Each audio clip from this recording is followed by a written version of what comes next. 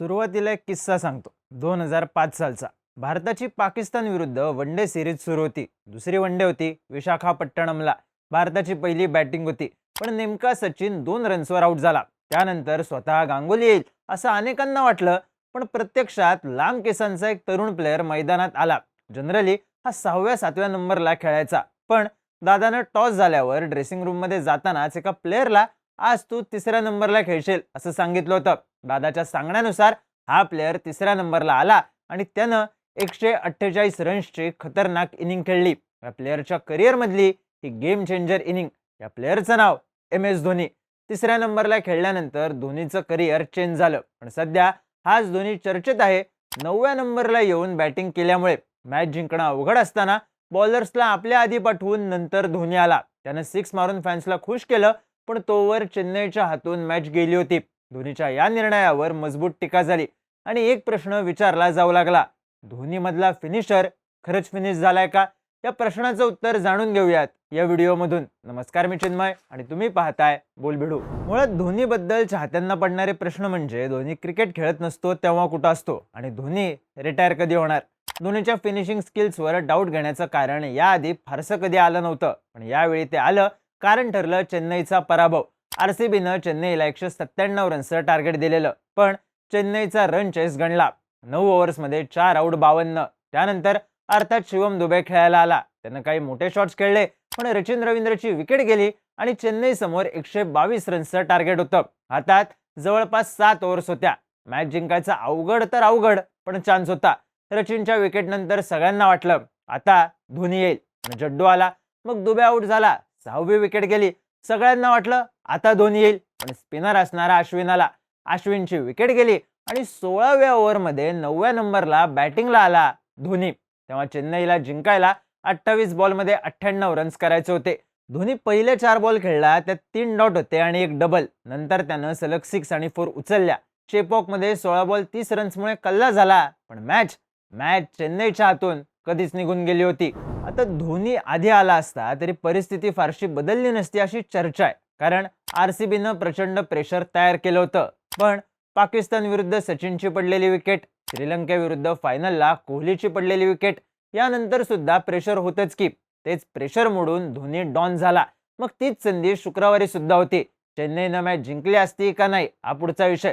पण जर 16 ball 30 runs 5व्या किंवा 6व्या नंबरला आले असते तर दुबे आणि जड्डूनं निदान मॅच फाईटमध्ये तरी आणली असती. चेन्नईकडून RCB विरुद्धच्या मॅचमध्ये फिनिशर म्हणून जड्डू आणि दुबे खेळले. दुबेनं 15 बॉल 19 रन्स केले आणि जड्डूनं 19 बॉल 25. या दोघांपेक्षा कुणाचा स्ट्राईक रेट चांगला राहिला असेल तर 16 बॉल 30 करणारा MS धोनी. पण हाच गडी आला 9व्या नंबरला. याआधी MS धोनी IPL मध्ये फक्त एकदाच 9व्या नंबरला बॅटिंगला आला होता. ती मॅच होती पंजाब किंग्सच्या विरोधात 5 मे 2024 ला झालेली.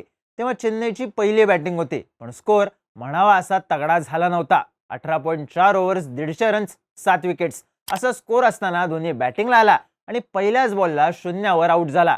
ती मॅच चेन्नईनं जिंकली. त्यामुळे या गोष्टीची चर्चा झाली नाही. पण यावेळी धोनी मॅच हातातून गेल्यावरच बॅटिंगला आला. त्यामुळे प्रचंड टीका झाली. पण धोनी बॅटिंगमध्ये शेवटी येतोय बघायची सुद्धा आता सवय लागली. आम्ही नाही, कॉमेंटेटर्स म्हणत होते. कित्येकांनी धोनी अश्विनच्या नंतर बॅटिंगला येईल असा अंदाज लावला आणि हा अंदाज खरा सुद्धा ठरला. हा अंदाज वर्तवला गेला कारण मागच्या 2-3 IPL धोनी शेवटी बॅटिंगला येतो हे सवयीचं झालंय. हीच गोष्ट थोड्या आकड्यांमधून समजून सांगतो. धोनीनं IPL मध्ये 4699 रन्स केलेत. सगळ्यात जास्त 1695 रन्स केलेत 5व्या नंबरला बॅटिंग करताना. त्यानंतर आहे 4था नंबर जिथं धोनीनं 1360 रन्स केलेत. आता हा धोनीचा प्राईम होता असं समजू. त्यानंतर धोनी 7व्या नंबरला बॅटिंगला यायला लागला जिथं त्यानं 21 इनिंग्समध्ये 361 रन्स केले. पण त्यापेक्षा महत्त्वाची गोष्ट ही आहे की त्यानं 8व्या नंबरला येऊन 11 इनिंग्समध्ये 197 आणि 9व्या नंबरला येऊन 2 इनिंग्समध्ये 30 रन्स केलेत. म्हणजे धोनी चाललाय 4थ्या आणि 5व्या नंबरला किंवा लईत लई 6व्या नंबरला. पण सध्या तो खेळतोय 8व्या किंवा 9व्या नंबरला. अशी पोझिशन जिथं त्याचं रेकॉर्ड सगळ्यात खराब आहे. धोनीची मेन ओळख काय? फिनिशर. पण फिनिशरचं काम फक्त विनिंग शॉट खेळायचं नसतं. तसं असलं तर T20 वर्ल्ड कप मधली पाकिस्तान विरुद्धची मॅच जिंकायचं क्रेडिट कोहलीला नाही अश्विनला द्यावं लागेल. फिनिशरला मिडल ऑर्डर किंवा लोअर मिडल ऑर्डरला येऊन मॅच शेवटपर्यंत नेऊन ती जिंकवायची असते. आल्यापासून मारून खेळावं लागतं. पहिली बॅटिंग असेल तर अनपेक्षित रन रेटनं स्कोर पुढे न्यावा लागतो. आता धोनीला या पोझिशनला खेळायचं असतं तर त्याच्याकडे सॅम करनला मागे ठेवून स्वतः बॅटिंगला येण्याचा चान्स होता. त्याला जड्डू किंवा दुबेला थांबवता आलं असतं आणि सगळ्यात महत्त्वाचं म्हणजे त्याला अश्विनच्या जागी स्वतः येता आलं असतं. मॅच फिनिश करायची संधी तेव्हा मिळाली असती.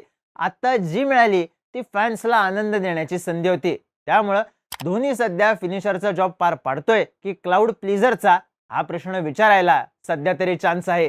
आता एक मात्र आहे, धोनीनं आपण कीपर म्हणून तितके चपळ आहोत हे दोन्ही मॅचमध्ये दाखवून दिलं. मग ते सूर्याचं स्टंपिंग असेल किंवा फिल सॉल्टचं, धोनीचं नाणं तिथं खणखणीत वाजलं. पण धोनीकडून फक्त स्टंपिंग बघण्याची अपेक्षा नाहीये. कितीही अवघड टार्गेट असलं तरी धोनी चेस करू शकतो. तो आहे तोवर शेवटच्या ओव्हरमध्येही बॉलिंग टीमवर प्रेशर असतं हे बघत कित्येकांचं धोनी प्रेम फॉर्मला आलं. पण आता धोनीच्या बॅटमधून हा चाम हरवलाय. चेस पूर्ण होईल की नाही, फिनिश बसेल की नाही, मॅच जिंकेल की नाही, हे प्रश्न पुढचे. धोनी लढेल की नाही हा प्रश्न पडणं हे खरं दुर्दैव आणि कित्येकांना पडलेल्या फिनिशर बद्दलच्या प्रश्नाचं उत्तर सुद्धा. पण अर्थात धोनी कमबॅकची ताकद राखून आहे. 2011च्या वर्ल्ड कप मध्येही तो पूर्ण टुर्नामेंटमध्ये म्हणावा असा चालला नव्हता. तो चालला फायनलला सगळ्यात जास्त गरज असताना. तेव्हा त्यांना आपला बॅटिंग नंबर बदलला. वर्ल्ड कप फायनलचं प्रेशर स्वतःच्या डोक्यावर घेतलं आणि ते पार सुद्धा केलं. ही पिढी त्या धोनीला बघत मोठी झालेली. या पिढीला धोनी म्हणलं की फिनिशर्स ऑफ इन स्टाईल हेच ऐकायची सवय. आणि याच पिढीला पडलेला प्रश्न, रनचेसमध्ये स्पिनर्स नंतर 9व्या नंबरला बॅटिंगला येतोय म्हणल्यावर धोनी मधला फिनिशर फिनिश झालाय का? या प्रश्नाचं तुमच्या डोक्यातलं उत्तर कमेंट्समध्ये सांगा आणि IPL बद्दलचे इंटरेस्टिंग व्हिडिओज पाहण्यासाठी बोलबिडूच्या YouTube चॅनलला सबस्क्राईब करायला विसरू नका.